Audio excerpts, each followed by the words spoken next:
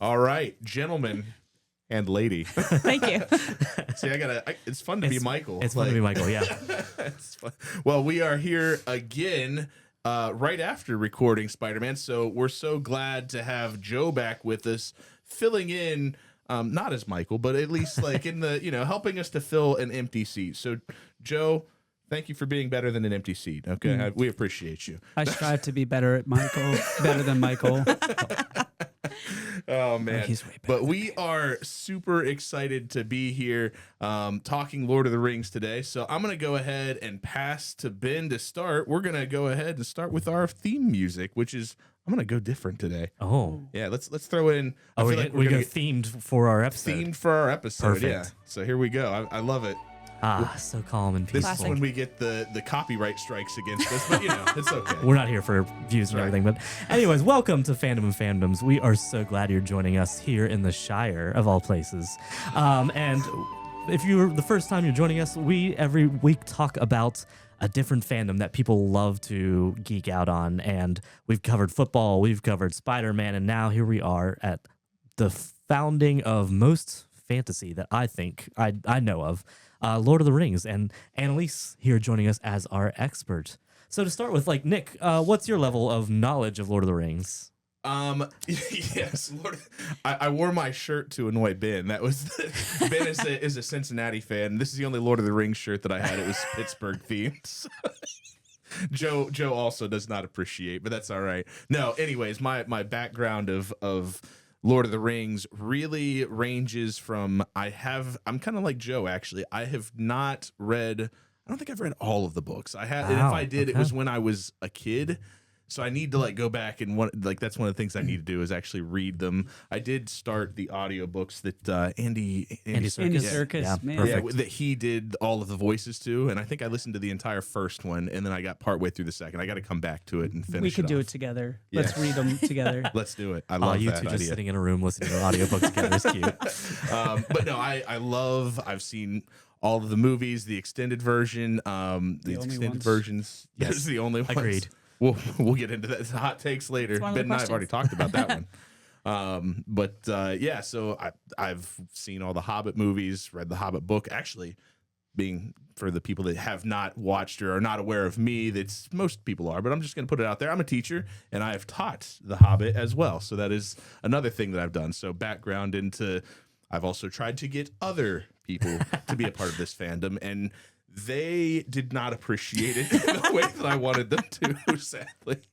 But I wish I could say that surprised me. it's a bummer, I mean- but I get it. It's not an easy read. No. It is Even for though Tolkien, I was going to say, considering Tolkien wrote it as a children's book, you would think it'd be easier to read, but no. Well, Yeah. and I could talk a lot about the Yeah. way that modern fiction is paced, Oh, yeah. right? Mhm. Like Yeah. everything is, modern books are paced for the TikTok generation. And Absolutely. so Yeah. it's like books that are coming out currently, it's like action, action, action, action, action. And so if you're not used to reading books that were written over 20 years ago, then you're just not used to that kind of pacing. Yeah. And Yeah. it takes an adjustment, and it takes a little bit of work, but you know. Sure. Well, I'm about to throw it back to Ben. What about you? What's your background? Yeah, about the same as you. I have read the books. It's been probably about 10 years, so I'm due for another read through. But I have not read the Silmarillion, but very few people have. I haven't actually. Okay, Oh, there no, we that's go. okay. Yeah, I got started with the movies. That was my first introduction, and once the first one came out, I binged through all 4 books, the main 4 books, within a year of the first movie coming out, because I was just so into it. And so ever since then, I probably rewatch the extended versions every other year at least. Yeah. So yeah, I'm pretty into at least the movies for sure. Mhm. So this side and that side. You Yes. guys know we don't. Joe, what read. about you? Where's your? We don't read. Not read it. Hey, that's The not English fair. teacher. Yeah. No, I similar to Ben. I got into Lord of the Rings when the first movie came out, and I was like, this is a fantasy world that is absolutely fascinating and just extremely well written characters. I think the undertaking that was those movies is Oh, yeah. a feat that is surpassed by none. Mm. Even to this day, we're looking at over 20 years later, they still are cinematic masterpieces. Yeah. Exactly. Yes. The yeah. pinnacle of practical effects. Oh, yeah. 100%. And I'm super passionate about it. One of my buddies has written not like a fanfic, but a sequel audio drama that's kind of a focused. fanfic. Oh, Well, Lane? what's that? Yeah, Lane? yeah, his Yeah, name. yeah. My friend What is Lane it? Smith. It's Oh, called he's- The Red Yeah. Book of Westmarch, and it's the continuation of the Hobbit story after the plot of The Lord of the Rings. And I get to be part of that. My usual portrayal of Bilbo Baggins, or I'm Bill Joe Baggins. Yeah. It's And actually his D&D name. yeah. Nice. Perfect. That's awesome. And so it's such a fun world. And I, exposed to it through the movies, have been super passionate about it ever since. And I feel like a poser sometimes because I've never read through all the books, but it's amazing. I love it. Yeah. Well, what about our guest here that is our expert? Because you know more about Lord of the Rings than I think anybody else that I am in close proximity to.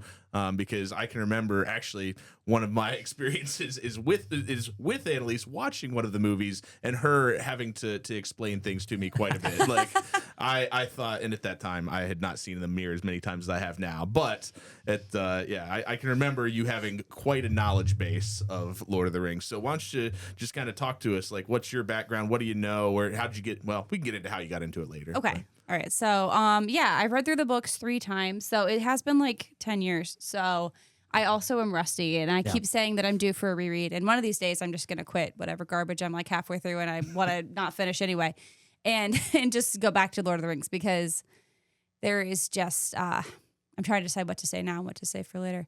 It's like it's the foundation of fantasy, like you said, it truly is. And so it's like it is like the framework, the reference piece for everything else. Like halflings, orcs, Yeah. a lot of dragon stuff, even like all just stems from Tolkien's writing and his world building, which is just crazy to think about that. Like, but And the plural spelling of dwarves, or is it elves? It's dwarves. Yeah. Yeah. He actually changed the spelling of dwarves because it used to be dwarfs and he thought that was stupid and linguistically inconsistent. So he changed it for the English language. True story. Tolkien was like, dwarves, VES. That's how it is. And then everybody was like, okay, you're Tolkien. I mean, Decided. he became the de facto like fantasy lore builder. So yeah. why not? Well, let's jump in, because normally at this point we talk a little bit about like the origins, and kind of you guys are already hitting on that, the fact that it did start the fantasy genre to some degree. But what about just kind of like our basic overview? I'll pass this to you, Annalise, to kind of just give us like the overview of what Lord of the Rings is and what it kind of encapsulates a little bit. Do you want to kind of take that? Yeah.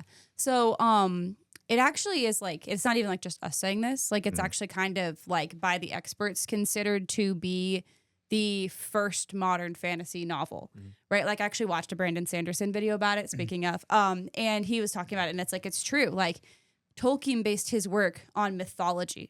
Like, what comes before him is just straight up like Greek and, Greek myths and Icelandic epics and everything else. So it's like he created what J.R.R. Martin, what Brandon Sanderson, what, Robert Jordan, all of modern fantasy builds on. That sort of framework. And I mean, you take things like the hero's journey, and obviously that existed in mythology before, but he sort of perfected it, refined it, turned it into the novel form that it exists in. So like you look at its root, Lord of the Rings is a story about good versus evil. It's about the triumph of hope in difficult times. And it's a incredibly luscious fantasy world with, language and 10,000 years of history and races and cultures and details and everything. Because with Tolkien being a linguist, of course, like that was one of his main passions. It's one of the jokes about Lord of the Rings is that, some people write a language to go with their fantasy story. He wrote a whole fantasy epic to be the story for the language that he created. So the language came first? The language came first. Wow. Tolkien used language creation as a coping mechanism. So during World War I, when he was in the trenches, he was writing Elvish as a way to process and cope with the world around him. Can you imagine being one of the soldiers around him? Yeah. What are you doing? Oh, I'm writing my own language. All right, man. Like, let's just try not to get shot. Like, how about Right. that? You know, the other people are like writing their girlfriend, and he's like, yeah. Wow, man, that is A true something. nerd. Yes, Yeah. for sure. Wow, I've heard. So I know I was listening to something not that long ago that he did. What is it? It had to do with like the religious themes within Lord of the Rings and whether or not Tolkien was purposeful in putting them there. And I guess there's been some debate as to whether or not that's the case. So I don't know. It was interesting to like hear and kind of people dissect that a little bit and whether or not that is something that was intended or not. And I don't know where they landed on it. I mean, it's hard to say because the guy's been dead for a while. So, like, I mean, Tolkien is well known as coming out and saying that he hates allegories, right? Like he told C.S. Lewis that he thought Aslan was stupid and heavy-handed, like because they were like sitting in a pub talking about their works, and he is like, no, that's like way too much. So he definitely wasn't trying to be allegorical. However, his Catholic faith did form the framework for his whole life and worldview. And so I think sometimes just the way you process the world can't help but be a huge part of your fiction. Yeah. sure. Yeah, absolutely. Well, Annalise, why don't we jump into like tell us about your introduction to Lord of the Rings then, and like what makes it so special to you? Sure. So the first time I ever encountered Lord of the Rings, when I was a kid, my parents read to me a lot. So my mom read to me the Laura Ingalls Wilder series. She read to me the Chronicles of Narnia. And so we started this when I was like in kindergarten. So by the time we finished Chronicles of Narnia, I was like coming up into like third grade. And my dad was like, I think she's ready for Lord of the Rings. I think we can do it. So Wow. my first encounter was my dad read me the entire series out loud, like Wow. chapter by chapter. In third grade? In third grade. And I was really into it. I remember there was this one time where I wanted to know what happened next. So I was reading ahead and he's like, stop, you can't read ahead. We're doing this together. He's like, if you want to read more, you can read the appendices. So he like kicked me into the appendices. So I would stop reading ahead in the story. And so that was my first like real encounter. And so then the movies came out shortly after that, right? We were in like fourth grade, maybe. Probably, yeah, because it was, what was it? It was also around 2000. It was filmed in '99, I believe. Yeah. So. Yeah, I was in 8th grade when the I first think it was one So came then maybe- 2001, 2000. Yeah. That was Yeah, I think 3, it was 2005. Yeah. Yeah. That it is? No, Yeah. it was 2003, 4, and 5. I is don't that think what- they so. I think it was before that. We Darn- need a producer. Michael- Darn it, Michael. Joe's gonna look it up. I just remember I was young enough that I was like legitimately afraid of the ring wraiths, right? Yeah. Like I I mean, was yeah. like They were terrifying. I was afraid. My parents saw it before me. They're like, we need to pre-screen this because we don't know if it's gonna be too scary. And then I saw it in like the Dollar Theater in Toledo, like as a second run for that very first one. And then we watched the other ones. I'm trying to think I if I said saw corrected. it in theaters or not. 2001, 2002, 2003. I was Okay. gonna say They were I all was pretty filmed sure it was back fourth to grade. back to back. That I but, knew, yeah. Yeah. Because I do remember being the nerd that I was, seeing it midnight premiere. That used to be a thing. Yeah. Because you're old. Well, we've talked about missing that in another one of our Oh, episodes. yeah. Yeah. We missed But, the like, midnight premiere in Fandom of know. Fandoms. With my nerd friends, we would go to B-dubs over by Marcus Crossroads. Where your parents dropped you off because you were in 8th grade. Yeah, I guess. One of the parents were like the chaperones. Sure, and we would sure. get, wasted on Mountain Dew. And then we'd go watch Lord of the Rings. And man, yeah, what an experience. Yeah. So, and like with once we got the copies, we didn't have, my dad got the extended edition as like a gift. But then we only had the theatrical release for the other two for a long time. So I actually didn't see extended edition for the second two movies until I was like late high school. Oh, I don't think I knew that. Yeah, but I used to watch them a lot. Like I remember distinctly this one time. This was when Lydia was in half-day kindergarten, so I could probably figure out the year. Her youngest sister. Yeah, but I stayed home sick, and I was like, okay, if I go downstairs like as soon as my mom leaves to take Lydia to school, and I put in the movie right as soon as they leave, I can watch the whole thing before they come back. Nice. Because I used to watch them every year. But then I first saw the extended editions like my senior year of high school. I had some friends, and we watched one every night in the summer, like Yeah. right after we graduated. And So I have a question here. Did they come out at the same time? Was the They extended were edition? released one year after the other. Yeah, I think December so. every year. Was it like the Fellowship came out and then the next year both the extended edition and Oh, Two no. Tower- or you're saying No, like, the extended- theatricals came out first, Yeah, and then yeah. like later they released the extended editions one per year. Yeah. okay, Like a okay. couple years after Yeah. they were all done, Oh, like after they as were like all kind of done. like an extended thing of like, oh, like you're Yeah. missing Lord of the Oh, Rings. okay. Well, here's a new way to watch it. Like, Exactly, exactly. Oh yeah, did you miss Tom Bombadil in the movie? Well, Well, you still ain't gonna get him. Unless you watch Rings of Power, which we'll Yes. come back to later. jeez. Oh man, no, that well, shoot, I feel like that can bring us to a like we might as well just address it since we are already talking about. Sorry, I didn't mean to extended jump the gun. edition Well, you're good. versus theatrical release. Yeah. Oh yeah, yeah. This we're kind of jumping ahead to the hot takes, but I want to hear what is the definitive version of the movie to you. Okay, I do have a bit of a hot take on this. So I, as myself, would only rewatch it extended. Right. Amen. I've done 2 full day, like back to back extended Nice movie marathons. Yeah. Yeah. So once with Joe and then once with my friend Bethany before, who I shout out to Bethany, famously had her Aragorn only supercut of Return of the King that she used to watch every day when she came home from school. And she only watched the Aragorn scenes and it was 45 minutes long. wow, that is fascinating. Oh, it's excellent. Oh my I don't know if we're gosh. going to have time to talk about Aragorn Thirst Trap, but that's another thing that we There's really plenty of it, I'm can. sure. Yeah. As Well, we- the only woman here to talk Well, about listen, the female experience of Lord of the Rings. Heterosexual males and Aragorn. It's Hey, we're okay with it. Yeah, I was gonna say like, Yeah, well, you because know. it used to be like this is a thing that I know like I've seen like again as millennials growing up, like when you were growing up, it was Legolas was the thirst trap. Yeah. Yeah. And then you hit a point when you're an adult, and then it's Aragorn is Yeah. the desired man. Like, yeah.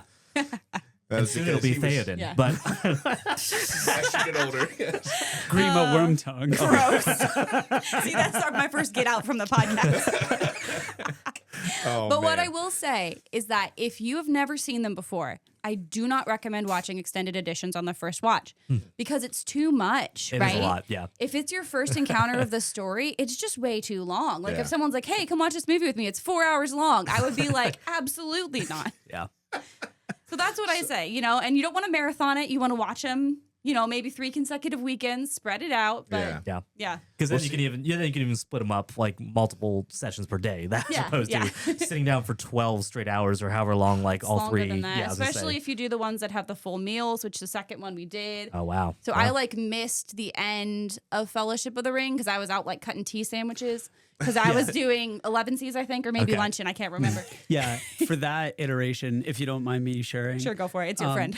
Yeah, our good friends Aaron and Vicky Widmar, they have this really cool like in-home theater, and they've done this with a couple other movie franchises, but we split up into, is it 6 or 7? It was 6, 1 disc. Yeah, one disc per each of the extended movies, and so it was like we'd watch one disc, and then it'd be like, We literally started at 7 a.m. yeah. I believe So that. it was like breakfast, 11Ds, Second breakfast. Se- Yeah, Oh, it yeah, was sec- breakfast, yeah. second breakfast, 11. Yeah. and for after each disc, we had a different couple prepare. No, it was individuals because I don't think you were helping me with the tea sandwiches. I think you had a different meal, or maybe you just didn't help. Impressive. I'm kind of jealous. Of you know this, who? This watch so- No, I'd love to do it. That yeah. But it was so cool because it was like each person got to contribute a different food, yeah. like Were there creativity potatoes? platform. Of course. Yeah, obviously. Someone made lembas bread. Lemons, yeah, actually, yeah. It was Yeah. like I think did they do the shortbread version? I think so. Yeah, but I think there's that was for tea. our friend Rojo. He actually is like a very accomplished chef. Like professionally. So he did He did dinner. dinner, It was and we're very like, good. "This is the best meal I've ever had." And he was like, "Oh, I just threw this together," and I was like, "Shut up, bro." Yeah, he is- I feel like most of those do supper as dessert because who's eating like 2 big meals back Yeah. to back, you know? Yeah. So Hobbits. yeah. Have you seen the thing that's about the science behind that? About hobbits. So you think that like bigger animals, like smaller animals naturally have faster metabolisms, right? That's why mice like literally can't stop eating or they die. So they like did the math with the size of hobbits and the speed of their metabolism. They would like have to literally eat that often. Yeah. Like if you take it like Interesting. correspondingly. Yeah, it's cool. I don't think Tolkien meant that. I think No, I somebody don't just think so figured either. it out. But The science of Lord of the Rings. Yeah. There you go. Oh man. So I'm gonna bring us back for a second because I surprised Ben with this. Did you know that Peter Jackson defines the theatrical releases as the version of Lord of the Rings? I think I did know that, but I mean, it makes sense because that's sorry, I keep touching that. That's the version that he released, right? Yeah. So he chose to cut the scenes that he cut. I just surprised Ben with Ben was like, "There's no Yeah. way he actually said that." I mean, it does my boy Faramir even more dirty than the movies do, which they already do him dirty. Like Yeah. that's my actual hot take. If you want to hear it, is my personal opinions on Faramir. Poor But Faramir. I've explained it to Joe. He's had to hear about it. But anyway, I read. What is? Explain it to me here. 'Cause Okay, so because he's not Faramir- in it unless you watch the extended edition. no, he's in not it. there as much. He's in it. Faramir is a shadow of himself in the movies. Well and truly, right? So this whole thing where he like carts Frodo and Sam off to Osgiliath and he is like, no, I'm going to keep it for myself, does not happen in the books. Nope. He's always a good person. He always sees the importance of the quest and he's like, how can I help you? What can I do to help you along on your journey? he Good guy truly was Faramir. like a hero in his own right. Yeah, he is. He Like, is. Yeah, just because he Exactly. wasn't part of the fellowship, but Yeah, Yeah. he's a hero in that he enables them to keep going. Yeah. And then he goes back to this whole suicide quest at Osgiliath. yeah. And it's so much more heroic instead of him like bringing them back and then he's like, oh, never mind, you guys can go. Which also that I think is only in the extended editions. But yeah. Yeah. Whereas Boromir was corrupted, Faramir was like, no, I'm going to support you. He understood the value of not getting so close to it that he could. It's about humility, truly. It is. Yeah. I guess I don't know what scenes they eliminate or like which ones are in the extended and aren't because I know that he I'm is in fuzzy it. on it myself. So there's the scene I think with Gollum at the waterfall. That's that in every version. That It is, is okay. okay. Well, I was thinking, I know in the extended versions, there's definitely a lot more of him dealing with his dad liking Boromir a lot more. Like I Yeah. feel like that's in the extended edition. Well, and that's for sure. a lot more. Yeah, yeah. That's for sure like a key component. Yeah. But I remember when I went to watch the extended editions of the second two movies for the first time, like summer after my senior year, and I was talking about how I was really excited because we were coming up to Faramir, and Faramir's like my favorite, and my friend Ben is like, you're going to be so upset because he's like, they destroy him in the movies. And then I watched it, and I was like, oh.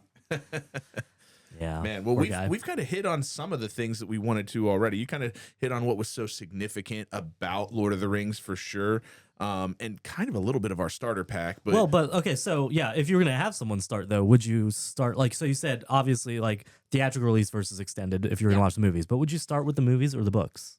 I would start with the Hobbit book. Okay, The Hobbit. Okay. start The with Hobbit, Hobbit is first, the easiest read. Sure. It introduces you to the world without overwhelming you, right? Yep. Because what's everybody's number one complaint about reading Lord of the Rings? It's just walking in trees, right? It's You're- just walking in yep. trees. And The Hobbit is condensed. It's simpler. It's still got that epic nobility, which they lose in the movies. But you have other. I keep jumping the gun, so I'll stop. No, that's okay. But it's just sort of like a bite-sized picture, you know? And then, yeah, of course, if you're not a book person, I also am like, no shame if you haven't read it. Like, there's definitely series that I have watched and haven't read. Like, it's just, you know, you have your time, you have your interests, you do what you can. But I think that Lord of the Rings, I'm not going to pretend it's easy because it is a challenging read. Like I said at the beginning about pacing, right? You have to be the kind of person that can appreciate epic fantasy. And if that's not you, if you want your reading to be lighter and snappier, then it's gonna be a little bit of work, you know? Yeah. It's worth it for sure, but it's still especially gonna for be the work. books for sure. Yeah, yeah. Those can be a slog for They can. some people. Yeah, and I remember my mom's like an OG Lord of the Rings fan, right? Like she read them in the 70s when she was in high school, when they were like not popular yet, when they were still kind of like undiscovered. We're talking like Frodo lives badges, you know, like original. Yeah. And Shout out Gail. she had to, but she had a glossary that she had like handwritten with all of the names and stuff that she had to track Yeah. in order to follow the story. Like Sure. it's sure. challenging. Yeah. I think my introduction was definitely Fellowship for sure. I don't think I don't think I touched The Hobbit or any of the books until after I'd seen the first movie. I don't know. Is that the were you guys? Well, you, Yeah. So I I actually know you did were. remember reading The Hobbit when I was like middle school. well before the movies came out because I'm so much older than you guys. You're not actually that much older than Ben. Well, and that I kind of forget that was because it just got overshadowed by watching the movies. But I do remember reading The Hobbit, and I was like, oh yeah, these are like part of that same universe as The Hobbit. And but yeah, like there's some really cool illustrated versions of The Hobbit that are just absolutely beautiful. Like I remember reading one when I was in Colorado.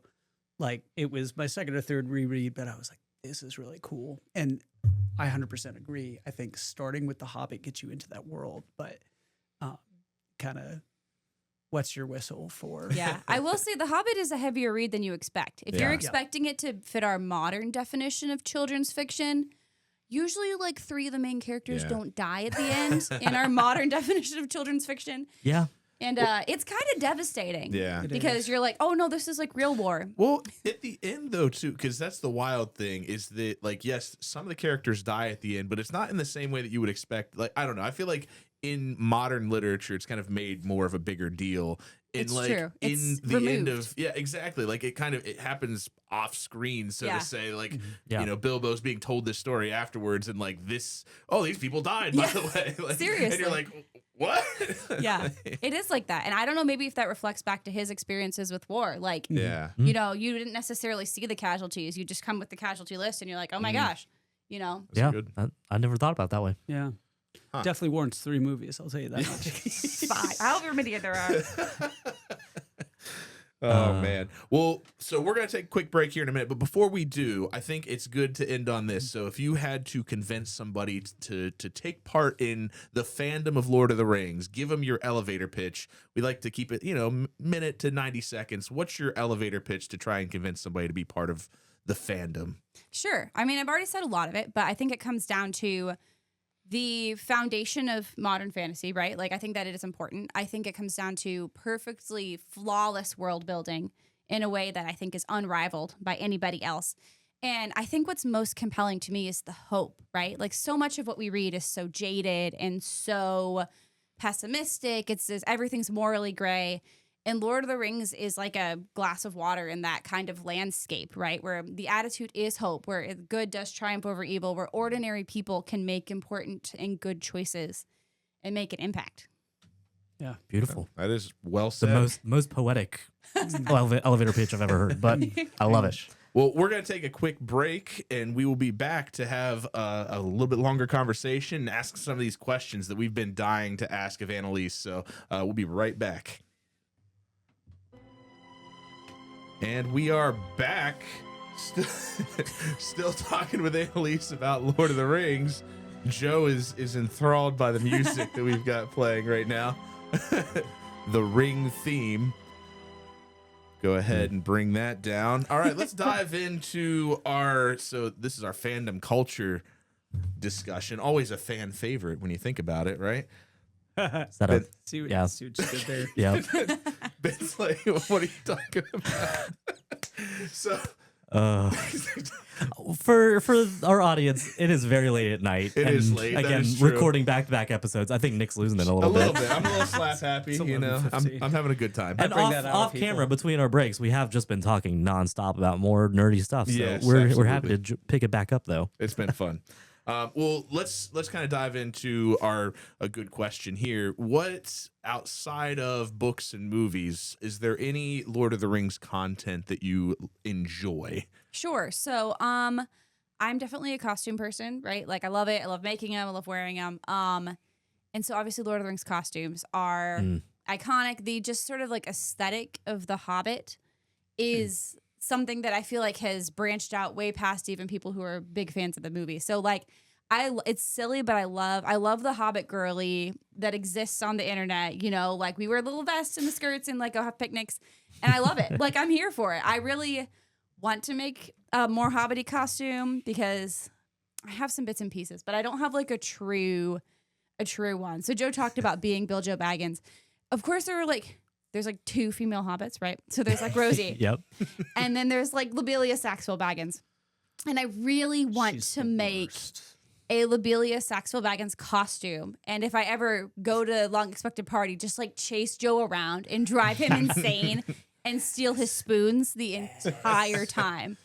Because This it's is- great. Man. Is this Grumpy Hobbit's wife that we see? Yeah, the ones that are Okay. trying to steal his house, right? Like, yeah. 6 full packets. Yes, exactly. They're second cousins. They really wish he was dead so that they could. In the end of The Hobbit, they actually did move into his house because he was gone for like Yeah. over a Oh, year. that makes sense. Yeah. and Yeah. so everyone thought He he was literally dead. disappeared. Yeah. They very much So resent then Frodo. he like kicks him back out. Yeah.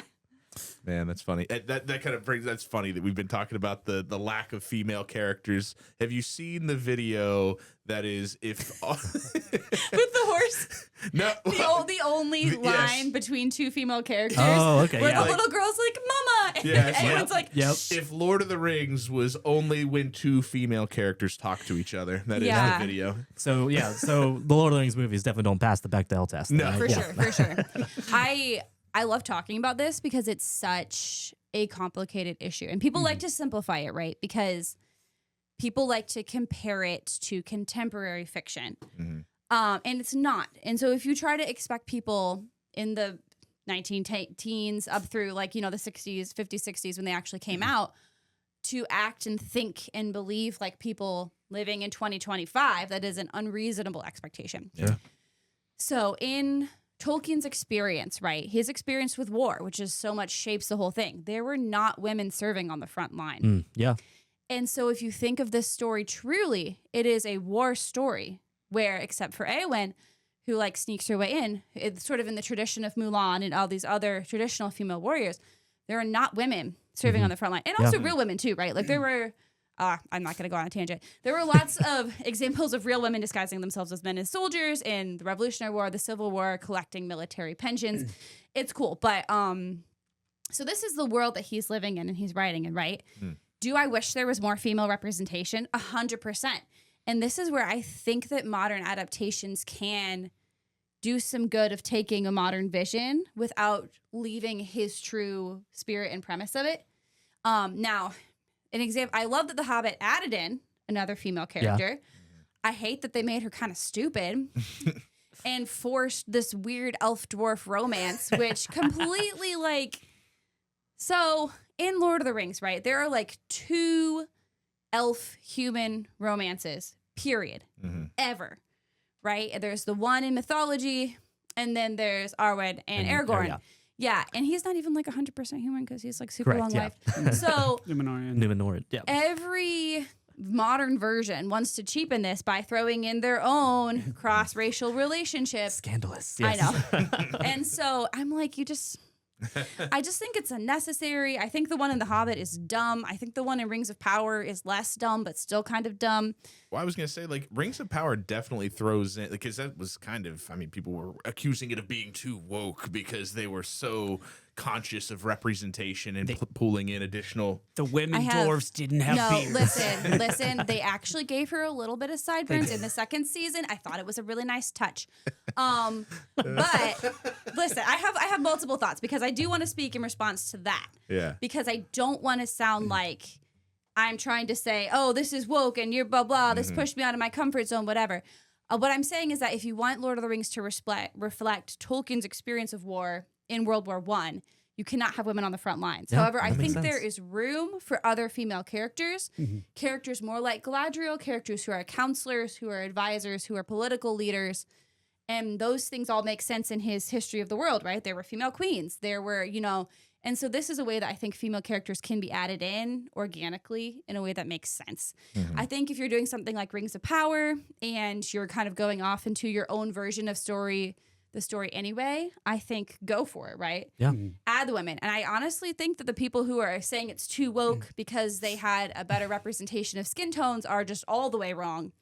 And if they decided to go and reboot Lord of the Rings and make half the characters of different races, I would think that's awesome because that is something that is not, there were people of all races fighting in World War I. There are people, you know what I mean? Yeah. So that I think is 100% true to the story. I think it just wasn't his experience, right? He was like an English guy from the countryside, and you always create the story that you imagine. My best analog for this that I thought of is that when Jane Austen was writing her novels, she never once includes a scene where 2 men are speaking and a woman is not present. That makes At sense. any Yeah. point in a single Jane Austen novel because she's, I don't know how men speak when there isn't a woman present. And so I can't Wow. faithfully represent it. And I think it's kind of similar to that. Yeah. No, that's well said and well spoken, honestly, because you've got more to say about it and expressed it better than I possibly could. But I love that. Well, again, I think it's her perspective. Absolutely, We could yeah. never have this That's perspective true. on it, and so I appreciate that for sure. Yeah, I mean, okay, so we started to touch on it. What's kind of your hot take, like, or your take in general on Rings of Power? Because I know it's such a controversial subject within this fandom of, like, is it watchable? Is it, part of canon? Are they going too far off? Like, what are your takes on Rings of Power? For sure, right? So I think it's like when they made the newer Star Wars trilogy and everyone's like, I hate it because I didn't watch it when I was a kid. And like, that's really what it is. Now, Rings of Power does have some problems, right? The pacing is wildly uneven. Yep. And so in season 1, there's like episode, I think it's 7, when Mount Doom explodes for the first time and there's a lava. That is like 90% of the action for the entire season. And so like, I think there's really reasonable critiques about pacing in the show. Yeah. I think there's some critiques that can be made about character development. They sometimes will like here's a character, and then they just like drop them and ignore them. Mm-hmm. Yep. They're trying to tell too many stories at once. I think the complaints about Galadriel feeling different are wrong, because I think that a woman in her 20s is gonna feel and think and act differently than a woman in her 50s. Mm-hmm. And if you're saying, well, you didn't act like she did in her 50s, that's like, well, of course not. Well, it's also not just 20s and 50s. It's centuries. Yeah. But that's their like rough analog. Yeah. But like, I'm just saying, even more change could happen. Yeah. Like, that's a great thing I've never thought about. Elves, like how many different personalities they go through For throughout sure. their whole lives. Like, yeah. Right? Like I've had like, I don't know, at least 3 different different eras of myself, and so I'm only 33. So I brought out the worst in her. So yeah, I think that. So yeah, some of the critique I think is valid. Some of the critique I think is not. Right? Like having people of all races, awesome, love it. Black dwarf and black elf, great, fantastic. Right? Hearing the actor that plays, oh my gosh, I forgot his name. The head elf. No. I'm talking about the fighter elf, the one that's black. Oh, Talking about the power of, I'm not going to remember it, but yeah. the power of being able to portray this role as a kid growing up and loving Lord of the Rings and not seeing himself represented. Like, absolutely. I think it's great, right? The actress that plays Disa is one of my favorite characters she's amazing. on the show. Yeah, I think like in the original movies, like all the African American actors were orcs. They're orcs, like, right? Yeah, so Most of the orcs were Maori, and they're all in heavy makeup, and you can't even tell. There's this one lady that played like so many of the orcs, and she's like a Maori lady, and she's like badass, and she's great. But yeah, they were all, and there's there's a whole racial component there where where the orcs are the black ones, and so breaking free from that, Yes. I think is super important. Yeah. So yeah. Wow.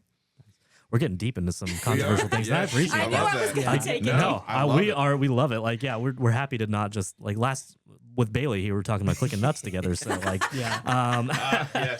bring it That back. fandom classics right there. Okay, so Annalise, what are some fan-made creators or other things out there? Because I can think of we've talked about. Nick, you can play the clip. I was You have it queued up. Where is They're it? taking Oh, the there it Hobbits to is. Isengard. Things that people have done with all sorts of.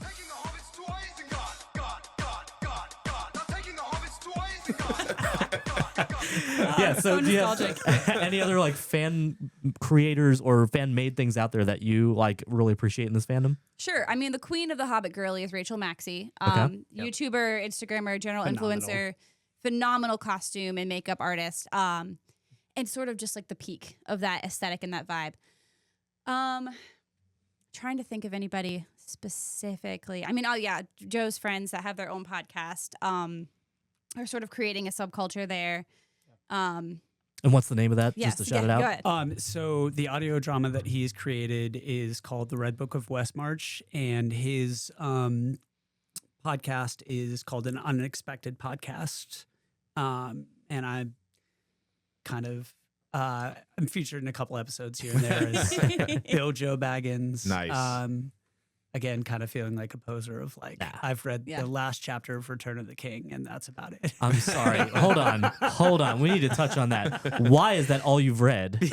Because they asked me to be there. They did a chapter by chapter review. So that was the episode and he was they were on. like, we would like you to be there for the very last one. And I said, great. I've read half of Fellowship like when I was in middle school, and that's it. And Okay. they're like, can you read the last chapter? I was like, sure. So I've read half of the Fellowship of the Ring and then the last chapter of Return of the King. And so 2 bookends. Yep. yeah, but it's they've got an awesome thing going. It's been really successful. They've had a lot of fun, and very much like this podcast. Also went to the same university as we did. So Yep. it's Oh yeah, yeah. MVNU. We're starting podcasts. That's Yeah. what we yes. It's not just MVNU exclusive. Yeah. Let's be Yeah. real. True. Like everyone's making a podcast now. So But yeah, the truth. it's. I mean, as this episode clearly shows, like this is a fan base that brings people together, Mhm. and it's so cool to be part of that. yeah, absolutely. that. Well, I think it'd be a good time to jump into Nick's Would You Rather section. Yes. That Sure. he sent over some questions for Annalise. I do love these, but before we do, because I think that it's important. We were talking about content, right? Oh, yes. And I have a really nice clip here that I just love and think is hilarious here. Rings, rings, rings, rings, rings, rings, rings, rings, rings, the ring, the ring, the ring, the ring, the ring. Rings, the ring, the ring, that ring, the ring. It's still going. It's not even halfway there, my so I'll go ahead goodness. and. This is the first I've heard this. Yes. Oh, you were in here when you did The ring, the ring, this ring, ring, the ring.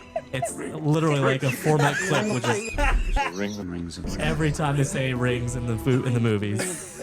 I do love it. I do love it making gold. ones like that. Love it. Again, love creators out there with that amount of time For and sure. commitment to go Right. through and clip out every single I want Oh, that I to be did. my new alarm. There you ring go. or phone Ring, call. ring, Yeah, yes. ring. I did have one more piece of content I just remembered. So Yeah. they created a Lord of the Rings musical, which I have like a Was mixed it feelings about. In like Chicago that It they was. premiered it? Yes, But it I was remember seeing clips. actually it was actually a revival. So the original show was in England, maybe in like the 2010s, and then they revived it in Chicago and Sydney. Some of the songs sound very British Broadway to me, right? Sure. So they're very West End. If you know that vocal style of a West End singer, female belt, sounds a lot like that. However, the Hobbit songs are beautiful, and there's a song you really should check out called "Now and for Always." That is when Sam and Frodo are talking about like when they tell our story, and then Sam's like, "Tell me the story of the ring," and then Frodo's like, "No, I want to hear about Sam the Brave." It's that moment in a song, and it's absolutely gorgeous. Now and for always. Now and for That always, yeah. sounds I'm amazing. gonna have to look that up. The guy who helped write the music, J.R.R. Rahman, also did. He's worked on a lot of like movies based out of India. Like the most famous one that I think most American audience would know is Slumdog Millionaire, and so he came from that background and then contributed to this musical, and it's mind blowing. And the Indian elements are cool. Like Yeah. you can hear it in the orchestral parts especially. Yeah. You can hear that influence. It's Kind of really like cool. some semitone sort of stuff, or like Yeah, in the way that like the way the melodic line is. Okay. And some things like that, yeah. nice. Well, let's jump into Would Yes, You Rather. This for is going to sure. be fun. Okay. Would you rather spend a year in the Shire or a week in Rivendell? Shire for sure, right? Like the Shire is Tolkien's idealization of British countryside life. And I think who doesn't wish they could go back to a simpler time in the past, right? Oh yeah. At least for a little bit, and having that sort of just pastoral farmland, friends, family, community, like it's great. And to live in a hole. Yeah, they're cozy. That is true. Would you rather have Gollum as a travel buddy or Saruman as your neighbor? Excuse me. No, see, I say Saruman because I mean, first Wow. off, he was Rohan's neighbor for a long time and didn't True, do anything. true. Fair. It wasn't really till the end that it turned super bad. Whereas Gollum has kind of always been super backstabby. Yeah, kind of. That is true. Would you rather carry the One Ring to Mordor or guard the gates at Helm's Deep? Because you're probably dying either way. Like that's the bottom line. I'm gonna say Helm's Deep, right? Like the path to Mordor is so lonely and so isolated. It's just him and Sam, and sometimes just him, right? Helm's Deep, you've got your squad, you've got your whole community with you. So that's what I'm gonna say. Nice. No. And one does not simply walk into Exactly, Mordor, as exactly. we know. He had We to don't go have there. that one. Man, I wish we would have got We that should've. soundbite. Shoot. It's more of a visual image, I feel True. like. Would you rather face off against a Balrog or a Ring Wraith? I mean, ring wraith, right? Because I am no man. Like, There you go. I have the trump card. Nice. I love that. I feel like you had better chances against a wraith than you would a Balrog. Probably. For sure, right? I think Yeah. only Gandalf can take on the Balrog. Yeah. Would you rather train as a ranger under Aragorn or learn magic under Gandalf? Okay, so I don't think that magic in Lord of the Rings is learnable. True, but if I was it gonna say we're were, gonna get deep into lore here. I Yes. know, right? It's not. It's innate. So like, Yeah. I don't think that that's even possible. Fair. But If I'll it still say did ranger. work that way. Would you rather have Yes, magic or yes. train as a ranger? I still say as a ranger. Okay. yeah, With the magic, there's this responsibility of making sure everything Yeah. stays where it's supposed to be. Yeah. gotta keep the world in order. Exactly, right? Like, I mean, for real. And there were only like what 7 wizards? Perhaps. Ishtar, I think. So Yeah, Ishtar. If we're gonna get Yeah, real yeah. technical, like yeah. Pretend like I Joe, know something. Joe watches Rings of Power. No, because the notorious the blue wizards. I think there's only 5. There's the 2 blue. There's Radagast. There's Sauron. There's Gandalf. I think that's it. Okay. Yeah. Wow. All right. Well, let's go ahead and keep it rolling here with some more questions. These aren't would you rather, but Sure. I've got one that I would love to. I just lost my place there on my sheet. If you could add one thing to the trilogy of movies, what would it be? Other than fixing Faramir. No, that's a good one. No, Yeah, yeah, that is a good absolutely. Yeah. It's been a long time since I've reread, but Arwen's brothers were like completely written out, Oh, and yeah. I think that they were a much more important part of the books. And this is why I need to do a reread. I think they kind of, but then I can't even fault them too much because I think that that's where like almost everything that Arwen does in the movies was actually her brothers, and they just sort of like shifted it over. So like, you know, I can't be upset about more female representation, as little as there is, but that I think is something that's important. I mean, obviously Tom Bombadil, because Tom I was gonna Bombadil's say, great. to be clear, it's Yeah. not adding Tom Bombadil. I agree with his choice, right? Like, I mean, time is time, and Tom Bombadil is debatably a self-insert anyway, and so. I mean, I love that he's in Rings of Power. It's a lot of Yeah. fun. I love the song, but honestly, how much of it is that I love that Tom Bombadil song? Rufus Wainwright. God, man, It's so good. good. It's so good. Oh man. Okay, so we've got 2 similar questions here that I'm going to kind of merge together. So, is there a line from either the movies or the books, or like a quote that you think about the most in real life, or you find yourself saying a lot? Potatoes. Okay, potatoes. Potatoes. Oh, Oh, yeah. See, I never did that one as much. That was Joe's thing for sure. And But- what about their legs? What Can we about eat their them? legs? They don't need them. But I think pretty much any time we eat potatoes, it's Potatoes. just potatoes. Yeah, boil them, mash them, stick them in a stew. exactly. Okay, well, this brings up a fan-made thing that I showed Nick recently that I love. Have you seen? There's a guy who dubs over the orcs, but talks in a normal voice. Yes. I love that. Oh, that's great. Oh man, that's Yeah. funny. Yeah. That's a clip that we'll add a link to. But yeah, those are pretty I do good think too. about the meats back on the menu, boys. Well, he a like lot, like there was more like, than a I whole, should. like controversy of like know. what How do orcs menus. know what a menu Why is? would an orc know what a menu is? Yes. Obviously, it's familiar with meat, but like, and Peter Jackson commented on this once, and he was like, "You're thinking way too hard." Okay, like, there's like a whole deeper discussion about that though, right? So like in Mistborn, which we talked about before, there's this part where Brandon Sanderson says something is like a hat trick, and I'm like, excuse me, do we have hockey in Mistborn world Yeah. now? Yeah. Like, you have to either accept the modern metaphors or you have to just reject them, but it's definitely a Let's choice. just move past it. Yeah. Yeah. Well, I got one more here, and I got to make sure I use this soundbite. But my other one. Oh, for sure. Yeah. Classic. Classic. Also classic. Yes. Yeah. anytime she has to fail a student, Yes. I mean, that is kind of what comes through your mind a little bit as a teacher. I'm not gonna lie. Oh man. this is why I'm not a teacher. Right? Oh man. Let's see. Oh, here's what moment on screen like gave you the biggest chills or biggest emotions? Okay, this is the one that I wrote it down. So, right, like Helm's there we Deep go. is one of the most emotional parts of the movies for sure. And the whole thing with look to my coming at the first light on the 5th day. At dawn, look to the east. And Gandalf comes over the hill. Oh, yeah. And the dawn and his staff in the front of the charge. Like, it's just so powerful. Yeah. That's good. Triumphant. Yeah. On the 3rd day, No, it's the 5th day. I did mix it up. More imagery there. Yeah. For me, every time I watch it, and at the very end when Aragorn is passing the hobbits, and everyone's bowing to Aragorn and Arwen after they're married, and the hobbits bow, and he says, "No, no, no, no, you bow to no one." Like, I cannot watch that without tearing up. Yeah. That one always gets me. Man, I can't even say what it would be for, because like I don't like. To me, at least, emotional, like crying emotional. This isn't a series that like gets me that way. Like emotional, kind of like you were saying, like the triumphantness of the moment. There's a lot of those moments, and I definitely agree with that one for sure. What about you, Joe? You got an emotional moment that comes to mind? Man, the older I get in the different stages of life that I go through, there's different things that like bring up emotions in you, and I think near the very end, as Sam is having to say goodbye to Frodo, and the other hobbits like Merry and Pippin are like, they acknowledge that this is what's best for Frodo, but it is still a very painful thing for them to be like, we still want to be with you, but we also know that this is where you need to go.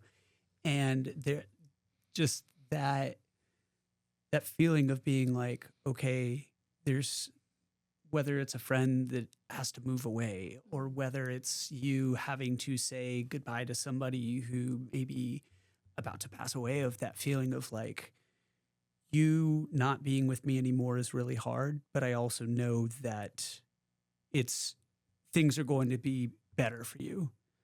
And that looks different for different situations and circumstances, but I think as I've gotten older, that's something that's resonated with me a lot more.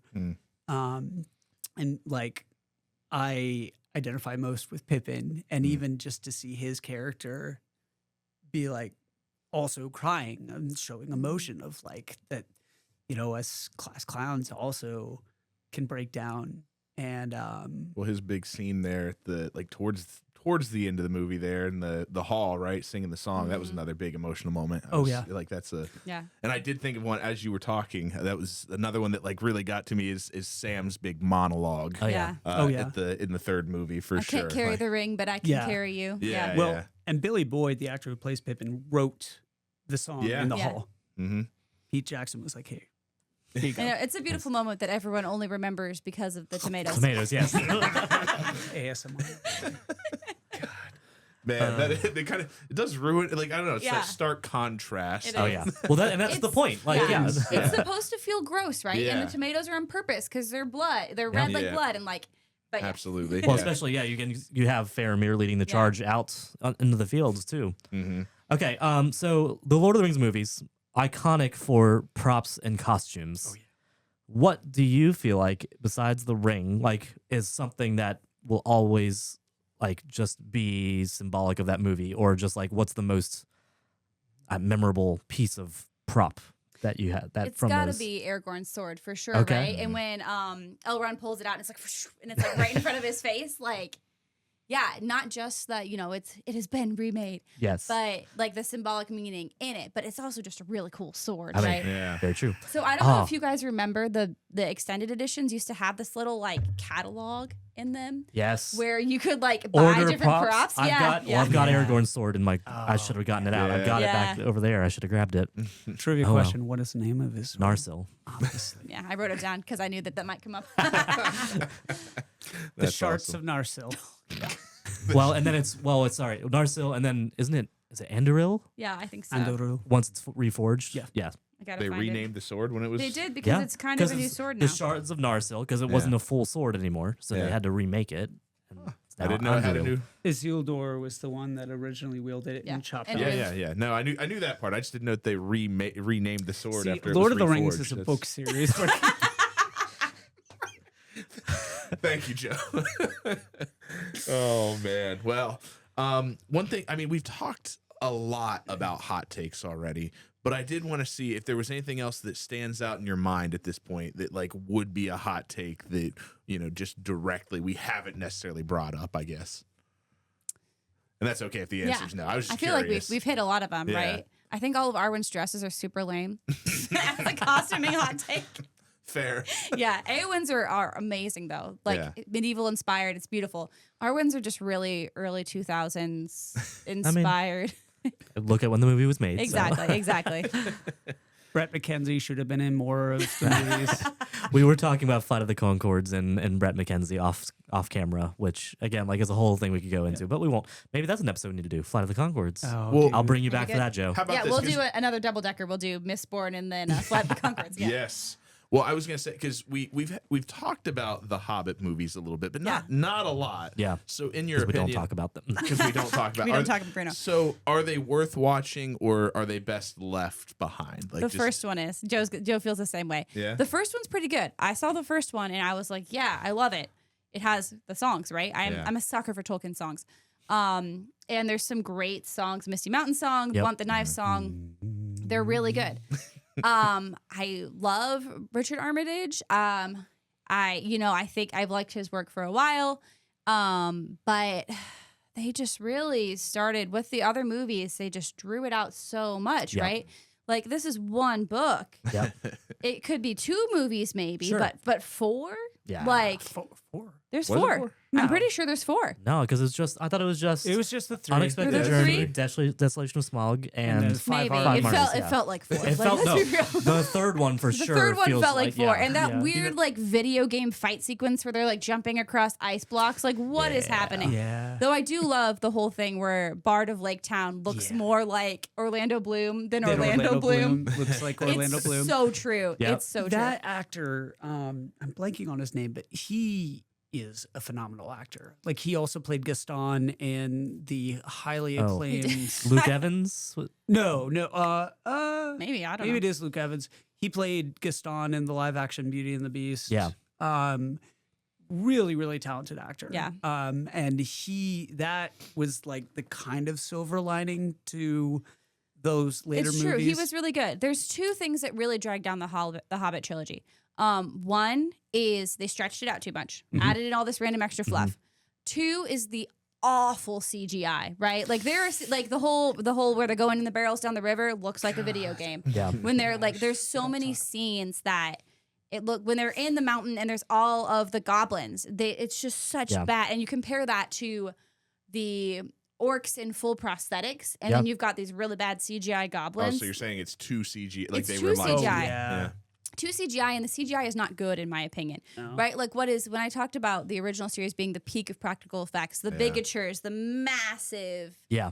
built like full scale massive to scale models of Rivendell and all these places, and it pays off. Yeah. It feels real. The costumes, the set, the props, it all feels so real. And in The Hobbit, it feels cheap. Yeah. That's Because fair. well, and then, okay, peak of practical effects, Yeah. and then there's the 2 parts that Legolas does that are CGI that I despise in the original trilogy. The shield. The jump onto the elephant. The jump onto the elephant, Yeah. the sliding down the trunk or whatever, and then when he swings up Onto onto the the horse? horse. Oh yeah, gosh, yeah. Because yeah. it wasn't physically possible. It's not physically possible, and so it just looks so awkward. And Yeah. he's an elf and he can do all this stuff. Yeah, whatever. He's but- nimble. Have you seen, speaking of elves, the whole thing where when Legolas is like, I see them and this is what they look like, and someone was like, with the curvature of the earth, it is not physically possible to see that far.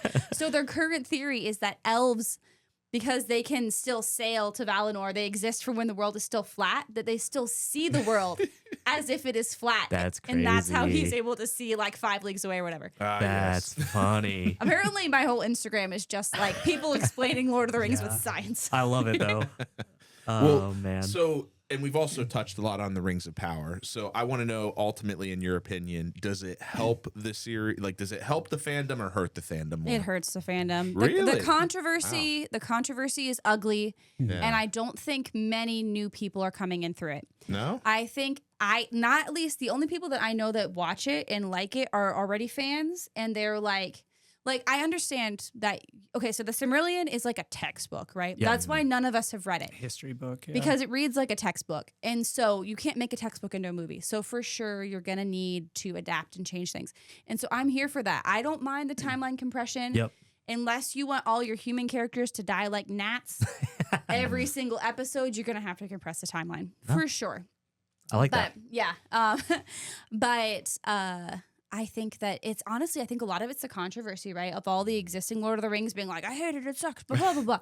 That's pushing people away. It's not bringing people in. It's making us look like the Star Wars fans. And the Star Wars fans are tacky. Yep. Yeah, that's fair. I mean, I hadn't thought about it that way, but that's fair. You're right. It probably isn't bringing in that many people. And I am with you all the way. I get tired of people being negative. Like, that's my big thing, is that I think that it could be great for the fandom if people appreciate it. Like, even if the fans were like, you know what, I'm going to appreciate it for what it is. Don't watch. Yeah. Yeah. Instead of like, I'm going to trash this and say how awful it is, instead of appreciate, like, this is millions and millions of dollars went into producing this. Billions. And it looks $1 billion. It looks beautiful. and it looks good. And it's fun Unlike to what see. you said, Yeah. like with the Hobbit looking back, like this is the opposite. This is so The well first 2 episodes that were released cinematically, Joe and I went and saw it in theaters. done.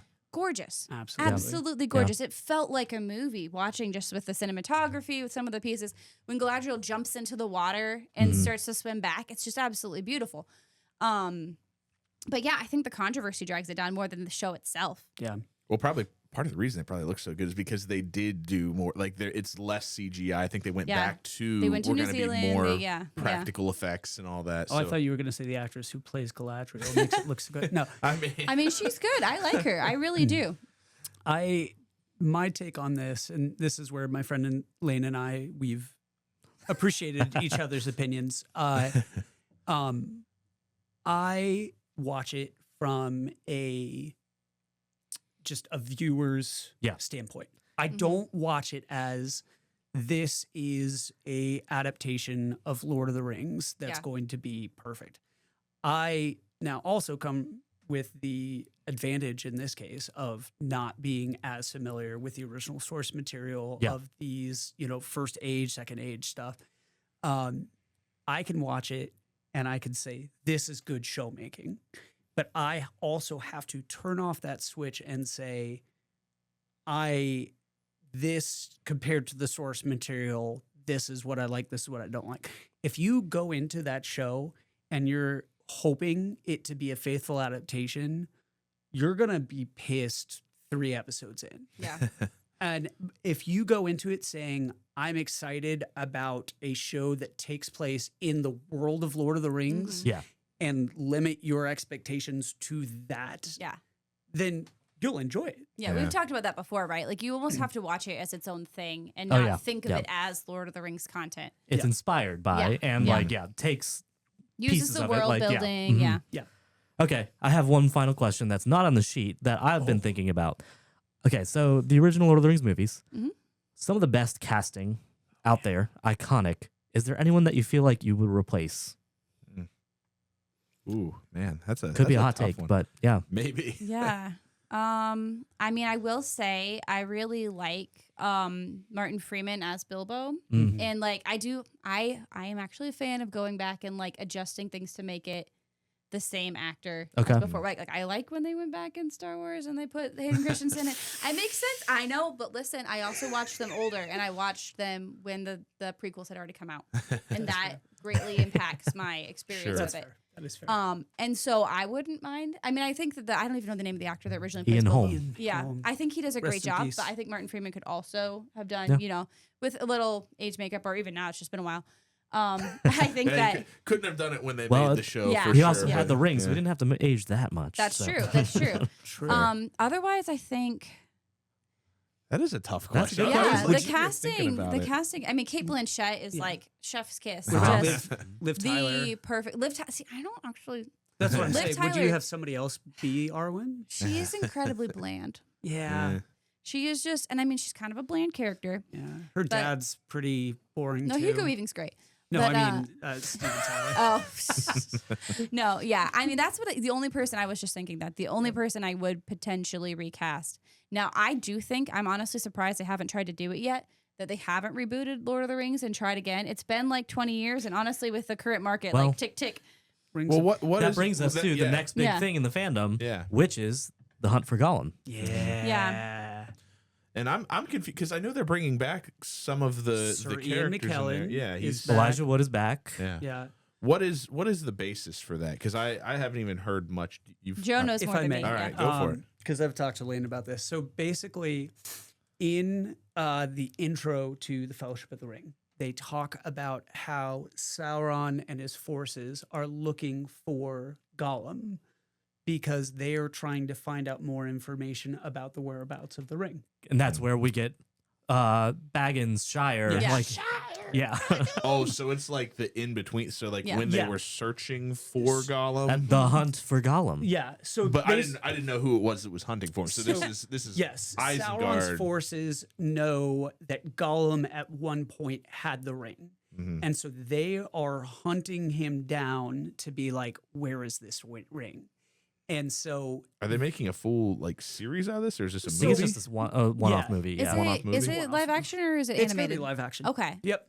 No, not like the anime movie, which Joe saw Rohirrim, yeah. where Did they you were see here it? too.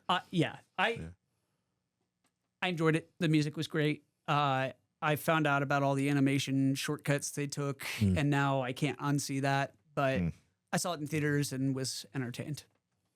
That's valid. Interesting. Yeah. Okay. Well, I'll look forward to it because I mean, obviously, Suri and McKellen as Gandalf. Who doesn't want to see that again? So And Andy Serkis back as Gollum. Yeah. also true. Yeah. Amazing. The one thing I will say that's really cool about War of the Rohirrim, they used actual dialogue that